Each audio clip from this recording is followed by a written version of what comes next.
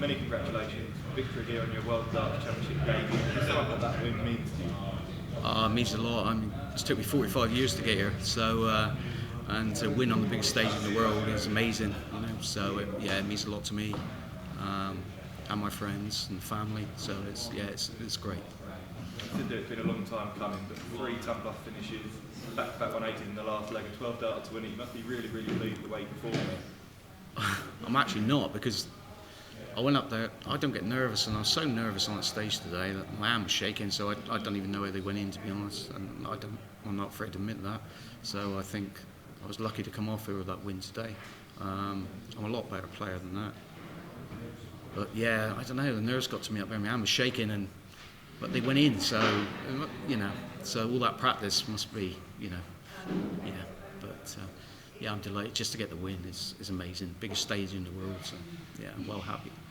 And you had a PDC Tour card a couple of years ago. Did you feel like you're a better player now than when you were on the Pro Tour circuit a couple of years ago? Yeah, far better player. Yeah, I'm a hard player to beat now for anyone. So I learned a lot on that tour. When I got on that tour, I lost so many games, 6-5 and 6-4. If you look at my record and stuff, and that really hardens you up. So when you play in other stuff and other events, I think it gives you an edge. So, but yeah, I feel a lot harder and stronger player than I was back then. Yeah, definitely. And you've dominated the Australian circuit this year, winning 11 Pro Tour titles. How much confidence has that success given you? Yeah, it has. I mean, the whole year was just a bit of fun, really. I wasn't even able to play darts this year, so when I started winning, first of all, but the whole year I just took it as a bit of fun. Even like when we rolled up today, I just play for fun. Try to play for fun, and that's all we've done all year. And but I know I've got the game to beat anyone, and it's just trying to get it out. So. I've been like that for a few years. I keep making chances for myself on the big stage, and I never really play very well when I get there. So I'm hoping that tomorrow I'll be relaxed and hopefully give Joe a good game. Brilliant. Thanks, Darren. Best of luck tomorrow. Thank you.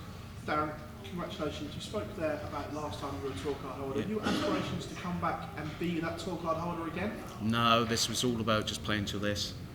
That was it, really. Like I said, it's we had to go at it, and even though I'm playing even better now, we keep talking about it, me and my wife now and again, say perhaps I'm not finished, because I can play some good stuff, and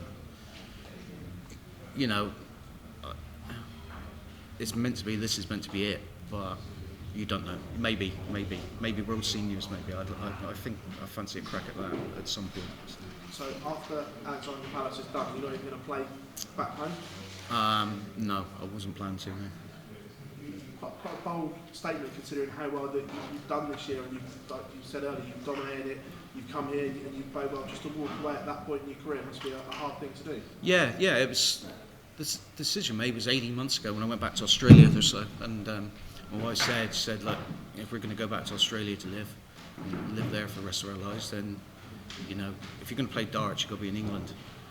So we made that decision at that time, and it was only this year that my best mate, that he lives in Australia, and he never watched me play when I was over here, so he got me playing again last Christmas Day. Actually applied me with a few drinks because I kept saying no, and then so I've played the whole year for fun, and that's what I said I'll play till Christmas, and obviously then I went and qualified for this.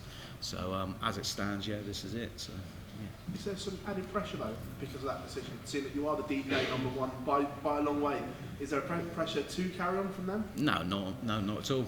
Not at all. I mean, there's loads of great players out there, so the only thing they do need is some young players, because a lot of the players are getting up towards my age. So if they can get some young players, but it's great out there. The setup they've got is I'm sure you'll see a future world champion from there, even from Damon or Simon. Congratulations. Thank you very much. Darren, you talk about just playing for fun, but how much has the DPA Tour done for your game? Because the stuff you're playing now is some really excellent stuff. I've always played good stuff. I just couldn't get it out. In practice, it's easy to say. Everybody says that, but I can play. If I played like I play, I could shock people, honestly. But this year, I suppose, with the winning, it's given you that confidence where, we used to go up there thinking, I hope I can win.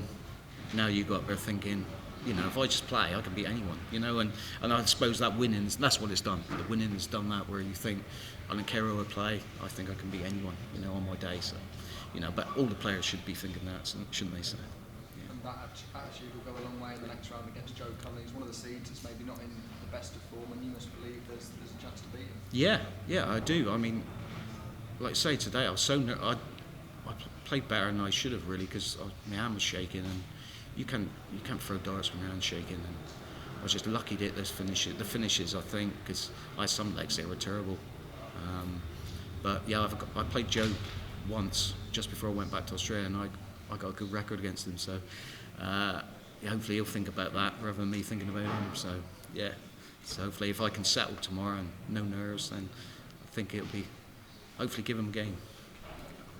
Thank you. We've spoken about this year that we just played for fun, but with the cost involved in coming from Australia to the Alexandra Palace, is there a financial pressure to get through that first round to ease that burden a little bit? To be honest, there was more financial pressure when I was on the tour, because I was working full time and then qualified for that. So like I was even now, like, you know, out there playing, you know, you're working 10-hour days, and then you're shooting off, flying off somewhere to play darts for the weekend, and then back to work again, you know. So for us guys, that's why I was always playing the end of the year. That's why I wanted to play no more, because the simple reason is half the time you can't compete against these guys. They just get up, have breakfast and play darts. And, you know, when you're working 10 hours a day and then you've got to make yourself practice for 3 hours, really we shouldn't be competing with these guys, you know.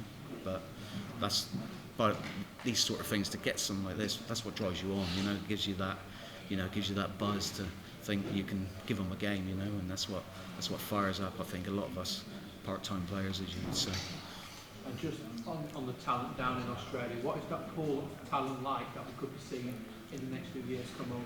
Oh yeah, it's getting bigger. The only problem with Australia is it's a massive country. All the good players are split up, so they need to get, from what I've seen, they need to get something where all the players are playing in something regular, you know. So you've got all the best players playing in something regular that'll push them up to the next kind of level. But there's some good players there, you know. So, and there's some good youngsters coming along. So yeah, like I say, I won't be surprised if, you know, world champion comes out there in the next 5 to 8 years, I reckon. I think you'll find that, yeah, because they've got darts clubs, you know, halls full of dartboards, you know, and there's coaching, there's all sorts. So yeah, it's a great setup.